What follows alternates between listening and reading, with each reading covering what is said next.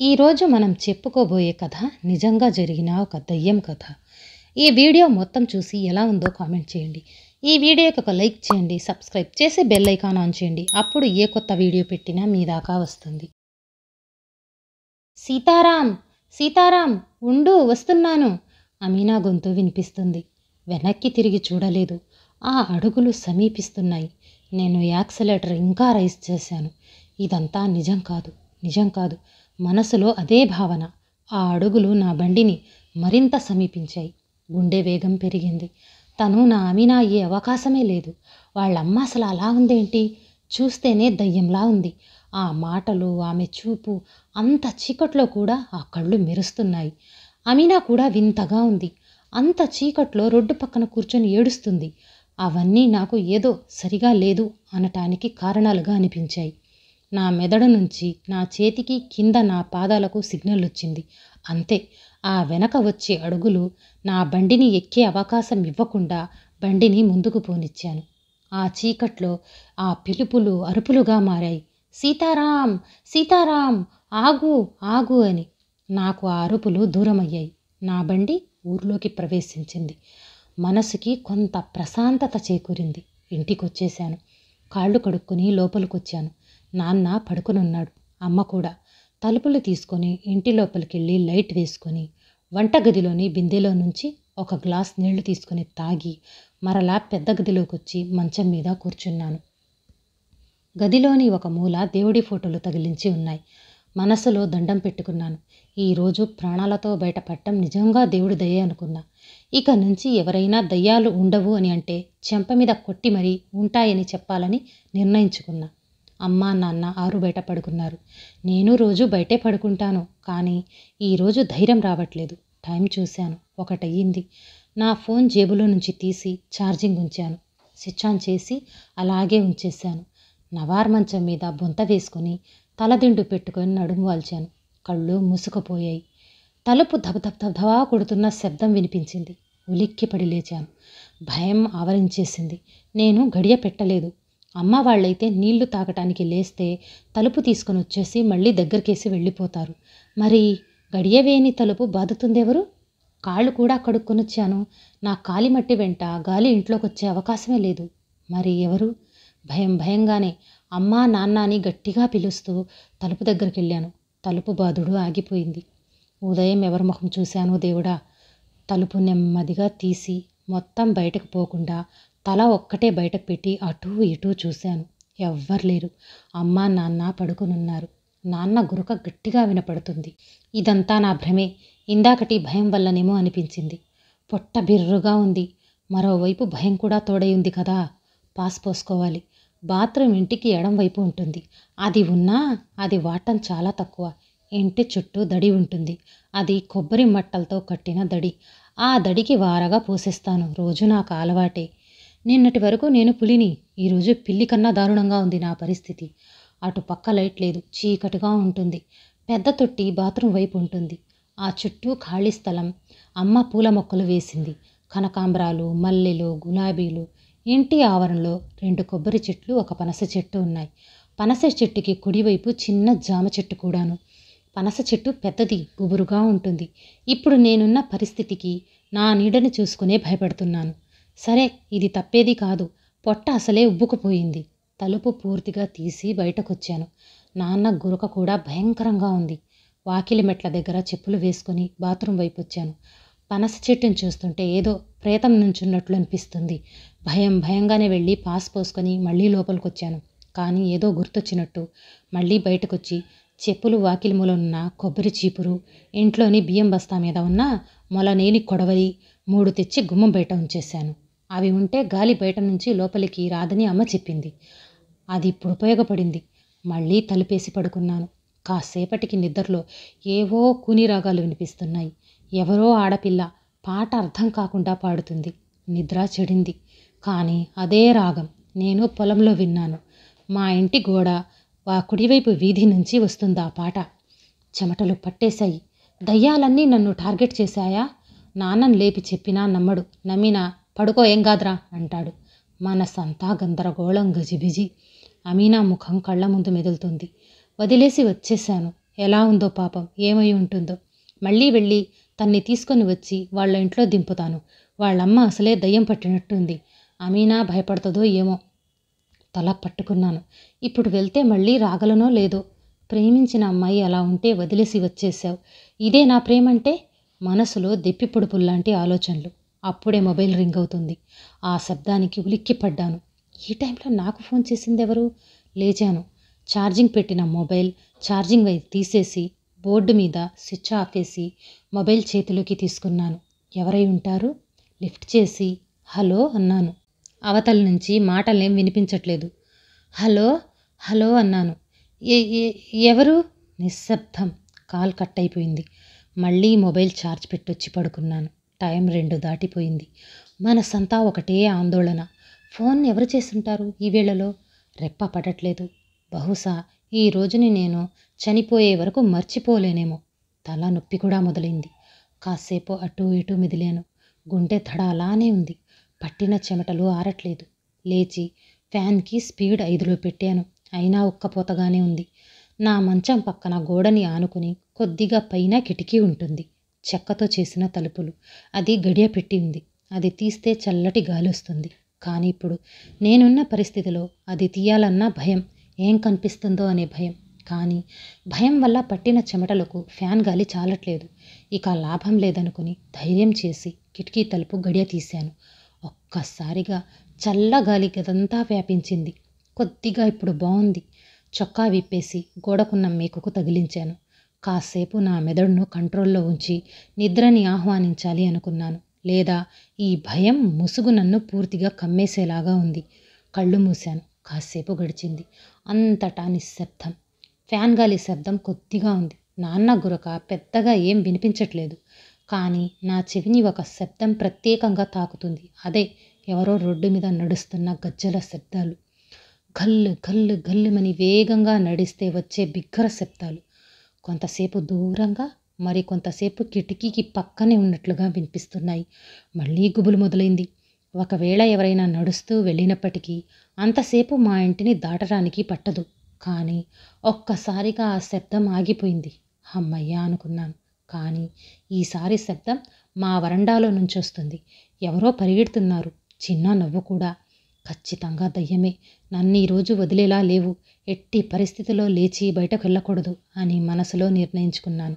కానీ మనసులో మళ్ళీ అమీనా మెదిలింది. ఏమైపోయిందో పాపం. వాళ్ళమ్మ మాత్రం మనిషి కాదు. ఆ కళ్ళు చూసి చెప్పొచ్చు. ఆ మెరుపు మనుషుల కళ్ళల్లో ఉండదు. అమీనా అలా లేదు. తను తనలానే ఉంది. రోజు నేను చూసే అదే మోము, అదే మాట. ఇలా భయంతో నేను తన నుంచి పారిపోయి రావటం నాకే నచ్చలేదు. బయట ఆ గజ్జల మూత పెరిగిపోయింది. కాసేపు చెవులు మూసుకున్నాను. అమీనా నన్ను వదిలేసి ఎలా వెళ్ళిపోయావు సీతారాం అని నన్నే చూస్తున్న చూపు నన్ను చంపేస్తుంది. అప్పుడే సన్నగా ఒక గొంతు చిన్నపిల్లల మాటలా వినిపించింది. సీతారాం, శ్మశానానికి రా, అక్కడున్నాను. నాకెందుకో అమీనాకి ఏదో అయినట్టు అనిపించింది. లేచి చొక్కా వేసుకొని మొబైల్ చేతిలోకి తీసుకొని బండి కీస్ జేబులో తడిమి చూసుకున్నాను. తలుపు తీసి బయటకొచ్చాను. నాన్న అప్పుడే పక్కకు తిరిగారు. గురక ఒక్క క్షణం ఆగింది. అమ్మ వైపు చూశాను. గాఢ నిద్రలో ఉంది. మెట్ల దగ్గర ఉన్న చెప్పులు వేసుకొని గోడవైపు పెట్టిన బండి స్టాండ్ తీసి రోడ్డు దాకా తోసుకొనొచ్చాను. ఇంటి దగ్గర స్టార్ట్ చేస్తే నాన్న వాళ్ళు లేస్తారేమో అని. రోడ్డుకు వచ్చాక ఎక్కి కూర్చొని తాళం పెట్టి కుడివైపు తిప్పాను. కిక్ కొట్టాను. ఇంజన్ శబ్దం మొదలయ్యి లైట్స్ వెలిగాయి. ముందుకు పోనిచ్చాను. బండి నాకన్నీ తెలుసు అన్నట్టు ఇందాక అమీనా కూర్చున్న రోడ్డు అంటే పొలిమేర దాటాక ఉన్న చెరువు రోడ్డు వైపుకి దారి తీసింది. చల్లటి గాలులు నా ముఖాన్న తాకుతున్నాయి. ఆ స్పర్శ కూడా భయంగానే ఉంది. ఆ గాలి కూడా వింత శబ్దమే చేస్తుంది. పొలిమేర దాటాక ఆ రోడ్ని సమీపించాను. బండి ఆపాను. చుట్టూ భయంకరమైన చీకటి. ఇందాక అనుభవానికి నాలో ఉన్న భయం ఇప్పుడు కొంచెం ధైర్యంగా మారింది. బండి దిగకుండానే, ఇంజన్ ఆపకుండానే హ్యాండిల్ తిప్పుతూ ఆ వెలుతురు కనిపించినంతకు పరీకించి చూశాను. ఎవ్వరూ లేరు. ఇంజన్ ఆపాను. బండి హెడ్లైట్ ఆఫ్ అయ్యింది. మొబైల్ జేబులో నుంచి తీశాను. టార్చ్ ఆప్షన్ క్లిక్ చేశాను. లైట్ వెలిగింది. ముందుకు చూస్తూ నడక ప్రారంభించాను. చీకట్లో పురుగుల వల్ల వచ్చే కీచుమనే శబ్దాలు పెరుగుతున్నాయి. చెరువు గట్టు పెద్ద కొండలాగా కనిపించసాగింది. మర్రి చెట్టు పిచాసిలాగా ఉంది. ఇందాక ఉన్నంత భయం లేదు. అమీనా, అమీనా గట్టిగా అరిచాను. ప్రతిగా ఏ బదులు రాలేదు. ఇందాక ఇంట్లో ఉన్నప్పుడు నాకు లీలగా వినిపించిన ఆ మాటలు గుర్తొచ్చాయి. సీతారాం, శ్మశానానికి రా, అక్కడ ఉన్నాను అని. వెంటనే మర్రి చెట్టుని సమీపించక ముందే వెనక్కి తిరిగాను. సరిగ్గా అప్పుడే మావయ్య నడుచుకుంటూ వస్తున్నాడు. నా బండిని దాటేశాడు. మావయ్య, మావయ్య అని ఎంత అరిచినా వినిపించుకోలేదు. నేను వేగంగా వెనక్కి వెళ్ళాను. మళ్ళీ కనిపించలేదు. ఇక లాభం లేదు, శ్మశానానికి వెళ్తాను. ఏదైనా పర్లేదు, అమీనాని చూడాలి, తను ఎలా ఉందో. బండి మళ్ళీ స్టార్ట్ చేసి డొంకదారిన కాకుండా నేరుగా ఊర్లోని మెయిన్ రోడ్డు గుండా శ్మశానానికి వెళ్ళాలని నిశ్చయించుకున్నాను. నేరుగా వెళ్ళి ఆ రోడ్లోని ప్రవేశించాను. లైట్ వెలుతురులో ఆ దారంతా పూలు చల్లి ఉండటం కనిపించాయి. శాంతి శవాన్ని తీసుకెళ్లేటప్పుడు చల్లిన పూలు కావచ్చు. మరమరాలు కూడా ఉన్నాయి. అక్కడక్కడ రూపాయి బిళ్ళలు లైటింగ్ పడి మెరుస్తున్నాయి. అమీనా ఎలా ఉందో తన ముఖమే నా కళ్ళల్లో కనిపిస్తుంది. వేరే భయాలు ఆలోచించే స్పృహలో లేను. బండి ముందుకు వెళ్తుంది. ఒక మలుపు దగ్గర ఎవరో నుంచున్నట్టు కనిపించారు. తెల్లని బట్టలు కావు. దయ్యమా? మళ్ళీ గుండె దడ మొదలైంది. రోడ్డు చుట్టూ ఉన్న చింత చెట్లు ఊగిపోతున్నాయి. గాలి వేగం పెరిగింది. ముందుకు బండి వెళ్ళటం కష్టంగా ఉంది. సన్నగా వర్షం మొదలైంది. చినుకులు పెద్దవై భారీ వర్షంగా మారింది. ఆ ఆకారం మలుపు దగ్గరే నుంచునుంది. నేను బండి ఆపాను. చింత చెట్టు కింద నుంచున్నాను. పూర్తిగా తడిసిపోయాను. వణుకు, భయంతో మరీ చలి. అనవసరంగా వచ్చానేమో. అమీనా శ్మశానంలో ఎందుకుంటుంది? ఆ ఆకారం నా వైపు రాసాగింది. గాలులు ఇంకా పెరిగాయి. నాకు ప్రాణభయం పట్టుకుంది. అంత వర్షంలో కూడా బండి తీసి వెనక్కి వేగంగా పోనిచ్చాను. ఆ ఆకారం నన్ను వెంబడించింది. అద్దంలో నుంచి నేను చూస్తూనే ఉన్నాను. చీకట్లో కూడా తను మెరుస్తుంది. ఒక ఆడది. ఊర్లోకొచ్చేసి ఒక చోట ఆపాను. ఒక పాక చూరు కింద దూరాను. వర్షం ఆగలేదు. దూరంగా చూస్తే నాన్న నడుచుకుంటూ రాసాగాడు. నేను కొద్దిగా రోడ్ మీదకొచ్చి కనిపించేలాగా నాన్న, నాన్న, ఇక్కడున్నాను అని అరిచాను. నాన్న నన్ను సమీపించాడు. ఆయన అడుగులు వర్షపు నీటి బురదలో కూడా వేగంగా ముందుకు పడుతున్నాయి. తడచిపోయి ఉన్నారు. నన్ను చూసి ఆగారు. నేను ఆయన్ని చూశాను. ఏమైందో తెలీదు. ఆయన ఏం మాట్లాడలేదు. వర్షం ఆగలేదు. అమీనా ఎక్కడుందో తెలియలేదు. చలి, భయం, బాధ అన్ని భావాలు నాలో ఉప్పొంగుతున్నాయి. నా దృష్టిలో ఇదొక సుదీర్ఘమైన రాత్రి. నాన్న చెరువు రోడ్డు వైపు తిరిగాడు. నా మాటలు వినిపించుకోలేదు. నాకు ఆశ్చర్యంగా ఉంది. మళ్ళీ బండి తీశాను. వర్షం కొద్దిగా తెరుపునిచ్చింది. బండి స్టార్ట్ అయ్యింది. కొంచెం ముందుకెళ్ళాక బండి ఆపాను. చుట్టూ చూశాను. నాన్న వెళ్ళిన చెరువు రోడ్కి వెళ్ళాలా లేదా ఇంటికి పోవాలా అర్థం కాలేదు. ఇంతకీ అమీనా ఏమైపోయింది? పిచ్చి ప్రశ్నలు. గుండెల నిండా భయం. తడిసిపోయి ఉండటం వలన నీళ్లు బట్టల నుంచి కిందకు జారుతున్నాయి. చలిగా ఉంది. కింద పెట్టిన కాళ్ళు నీళ్లలో నానుతున్నాయి. చిరాగ్గా ఉంది. ఈ రోజుకి ఇంక చాలు. ఇంకా తన్ని వెతకలేను మనసులోనే అనుకుని ఇంటివైపుకు బండి పోనిచ్చాను. బండి రోడ్డు మీద ఉండగానే ఆపేసి తోసుకుంటూ తీసుకెళ్లి గోడవారగా పెట్టాను. నీళ్ల తొట్టి వైపు చూశాను. చీకటిగా ఉంది. కాళ్ళు కడుక్కోవాలి. లేదా వర్షంలో తడిసే కదా వచ్చాను, ఏం కాదులే అని వాకిలి మెట్ల దగ్గర చెప్పులు విడిచి దండం మీద కండువా తీసి తల తుడుచుకొని బట్టలు విప్పేసి కండువా కట్టుకున్నాను. ఇక ఇంట్లోకి వెళ్దాం అనుకునేలోపు వాకిల్లో మంచం మీద చూస్తే నాన్న, అమ్మ ఇద్దరూ ఉన్నారు. షాక్ తిన్నాను. అదేంటి, నాన్న ఇప్పుడే కదా చెరువు రోడ్డుకి నడుచుకుంటూ వెళ్ళాడు, అప్పుడు ఎలా వచ్చాడు? నాకన్నా వేగంగా ఆయన వచ్చే అవకాశమే లేదు. మరి ఎలా? నాకు బుర్ర చెడిందా? లేపి అడగనా? లేదు, లేవు. రేపు ఉదయం అడుగుతాను. కోళ్ల గంపలో నుంచి శబ్దాలు వస్తున్నాయి. చూస్తే అవి బయట కప్పేసున్నాయి. గంప కింద వర్షం పడింది కదా, తడిసిపోయి అరుస్తున్నాయి. నేను మళ్ళీ చెప్పులు వేసుకుని వెళ్ళి పందిరి అవతల దడి దగ్గర ఉన్న గంపనెత్తాను. అవి కొక్కో కొక్కో కొక్కో అనుకుంటూ వాకిల్లోకొచ్చి ఒక మూల వడ్ల బస్తాల చాటుగా వెళ్ళి కూర్చున్నాయి. వాటి శబ్దాలు ఆగిపోయాయి. నేను లోపలికొచ్చాను. తలుపేశాను. ఇంకా ఒళ్ళు తడిగానే ఉంది. లైట్ వేసి నాన్న లుంగి తీసుకుని మళ్ళీ తుడుచుకున్నాను. ఇప్పుడు కాస్త బాగుంది. చలి తగ్గింది. ఇందాక కిటికీ మూసిపోలేదు. వర్షం నీరు మంచం మీద పడి తడిసిపోయింది. దుప్పటి కూడా. కిటికీ నుంచి బయటకు చూసే ధైర్యం లేదు. చూస్తే మళ్ళీ ఏదైనా కనిపించొచ్చు. అంతా నిశ్శబ్దం. ఫ్యాన్ వేశాను. మంచం మీద పడుకోవటం కష్టం ఇప్పుడు. మళ్ళీ లోపల ఉన్న మరో గదిలోకి వెళ్ళి కుర్చీలో పెట్టి ఉన్న ఒక బొంత మరో దుప్పటి తీసుకుని యువతల గదిలోకొచ్చి బొంత పరుచుకొని తలగడ వేసుకుని దుప్పటి కప్పుకోకుండా పక్కన నుంచి నడుము వాల్చాను. నాన్న ఇక్కడెలా ఉన్నాడు? ఇప్పుడు నాన్న గురక పెట్టట్లేదు. అక్కడికొచ్చాడు. నా ముందు నుంచి వెళ్ళాడు. మరి మావయ్య డొంకకొచ్చాడు. అసలు మావయ్యేనా? ఇందాక వచ్చేటప్పుడు ఎంత పిలిచినా పలకలేదు. ఎటుపోయాడో కూడా కనిపించలేదు. మరి అమీనా ఏమైపోయి ఉంటుంది? వాళ్ళమ్మ చంపేసిందా? ఆమె అసలు మనిషేనా? నాకు రోడ్ మలుపు దగ్గర కనిపించి వెంబడించిన ఆ గాలి ఎవరు? కళ్ళు మూసుకుపోతున్నాయి. లేచి మళ్ళీ శ్మశానానికి నడిచాను. ఎందుకు వెళ్తున్నానో మళ్ళీ నాకు తెలీదు. ఇక ఆ బండి అవసరం లేదనుకున్నాను. నడవగలను, ఆ శక్తి ఉంది. చాలా వేగంగా నడిచాను. రోడ్డు దాటేశాను. ఇందాకటి మలుపు దాటేశాను. ఆశ్చర్యం, అక్కడ ఎవ్వరు లేరు. ఇందాకటి ఆకారం లేదంటే ఉంటే వెంటపడేది మరి. బాగా చీకటి కమ్మి ఉంది. అయినా నా చూపులో తీవ్రత ఉంది. దృష్టి స్పష్టంగా ఉంది. చెమటలు లేవు. కాళ్లలో వణుకు లేదు. గుండె పదిలంగా ఉంది. శ్మశానం దగ్గర పడింది. రోడ్డు కొద్దిగా అస్తవ్యస్తంగా ఉంది. చెప్పులు వేసుకురావటం మర్చిపోయాను. ముళ్ళు గుచ్చుకోవట్లేదు. బురద పాదం పట్టం వలన పక్కకి పాకుతుంది. చీకటితో నాది 100 ఏళ్ల సావాసంలా అనిపించింది. చాలా ప్రశాంతత. ఒక్క మాట కూడా వినిపించట్లేదు. ఎలాగైతేనే చివరకు చేరాను. చీకటి ఎప్పుడే తరలు దించుకొని నాకు చాలా వరకు స్పష్టంగా కనిపిస్తుంది. చుట్టూ మట్టి దిబ్బలు, అవి పూడ్చిన శవాలు, పైన మొలిచిన గడ్డి వాళ్ళ ఆకారాలేమో. కొన్ని చోట్ల పగిలిన కుండలు, సగం కాలిన కట్టెలు, పగిలిన గాజులు, పారేసిన పంచెలు, లుంగీలు, నిక్కర్లు, చీరలు ఎన్నో ఉన్నాయి. ఇవన్నీ బతికి ఉన్నప్పుడు ధరించినవి. పోయినప్పుడు ఇసుక రేణువులు కూడా రాదు. అది సాధ్యం. నా మనసు చాలా చిత్రంగా ఆలోచిస్తుంది. నేను ఈరోజు కాకపోతే రేపైనా ఇక్కడికి రావాలి కదా, ఇదే శాశ్వతం. ఛా, ఇవన్నీ ఇప్పుడెందుకు? మళ్ళీ ముందుకు నడిచాను. ఏడ్చి ఏడ్చి ఏడ్చి బాధ మర్చిపోవటానికి తాగిపడేసిన మందు సీసాలు పగిలిపోయిన ముక్కలుగా ఉన్నాయి. కాలికి ఏదో గుచ్చుకుంది. రక్తం బొటబొటా కారిపోతుంది. అవేం నేను పట్టించుకునే స్థితిలో లేను. అప్పుడే నా కళ్ళకి ప్రకాశవంతమైన మంట కనిపించింది. కట్టెలు కాలుతూ చిటపట శబ్దాలు వినిపిస్తున్నాయి. కదిలాను అటువైపుకు. మంట పెద్దదేం కాదు. ఆరిపోవటానికి సిద్ధంగా ఉంది. ఒక్కసారి పెద్ద శబ్దం వచ్చింది. అది నా చెవుల్లో మారుమోగింది. తీక్షణంగా చూస్తే అది బాగా కాలిన పుర్రె పేలిన శబ్దం. పాపం, శాంతి ఆత్మహత్య. చాలా నొప్పి. పిల్లల్ని వదిలేసి చావుని ఆహ్వానించటం మామూలు విషయమా? కూర్చున్నాను. నాకెందుకో ఇప్పుడు చలిగా ఉంది. ఆరిపోతున్న నిప్పుల మీద నా 2 చేతులు ఉంచాను. అప్పుడే వెనక గజ్జల శబ్దాలు వినిపించాయి. ఎవరో ఇద్దరు నా వైపు నడుచుకుంటూ వస్తున్నారు. నేను వెనక్కి తిరగలేదు.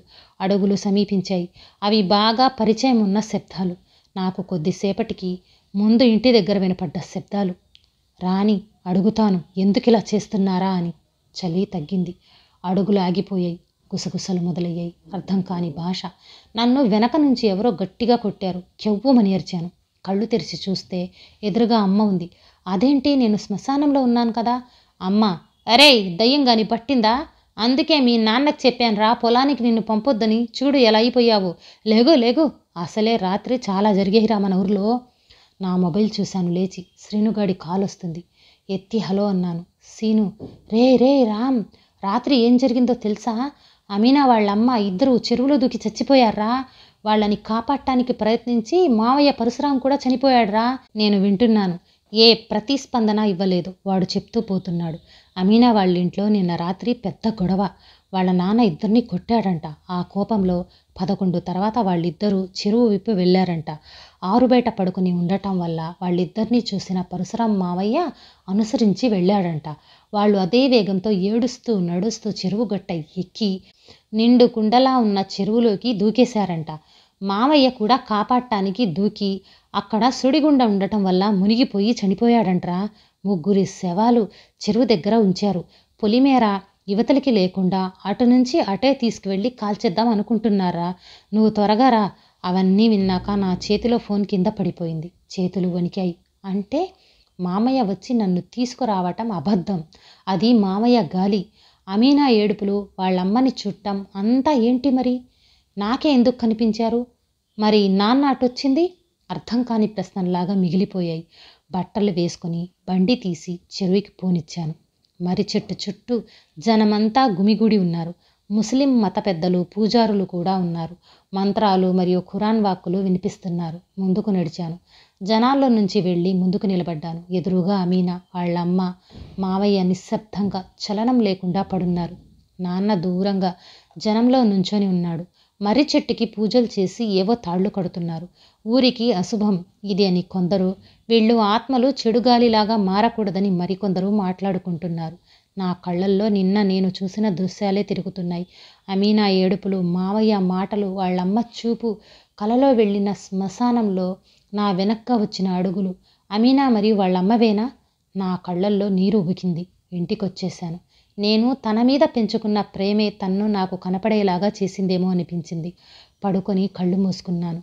తన నవ్వే గుర్తుకొస్తుంది. తనకి నా ప్రేమని మనసులోనే తెలిపాను. తన మాటలు నాకు వినిపించాయి. తను నన్ను అంగీకరించింది. పెదాలపై చిన్న నవ్వు. అది ఏడుపుతో కలిసి వచ్చింది. దయ్యాలు ఉంటాయనటం నా ఉద్దేశం కాదు. కానీ పల్లెటూర్లలో చాలామందికి ఏదో ఒక అనుభవం ఖచ్చితంగా ఉంటుంది. నాకు ఇలా అనిపించింది, అలా కనిపించింది అని. నా మీద గాలి పడింది. రాత్రి గజ్జల శబ్దాలు వినపడ్డాయి. పొలంలో ఏవో అరుపులు, వెనక ఎవరో వస్తున్నట్టు అనిపించటం. రాత్రి అయితే పొలిమేర దాటకపోవటం, శాంతి పూజలు, ఇలా ఎన్నో. కొంతమంది చనిపోయినా నాన్న లేదా అమ్మ లేదా మరింకెవరో నాకు కనిపించారు అనటం. కలల్లో చనిపోయిన వాళ్ళొచ్చి ఇది చెప్పారు, అది చెప్పారు అనటం మనం వింటూ ఉంటాం. అవన్నీ నా ఈ కథకి ప్రేరణ.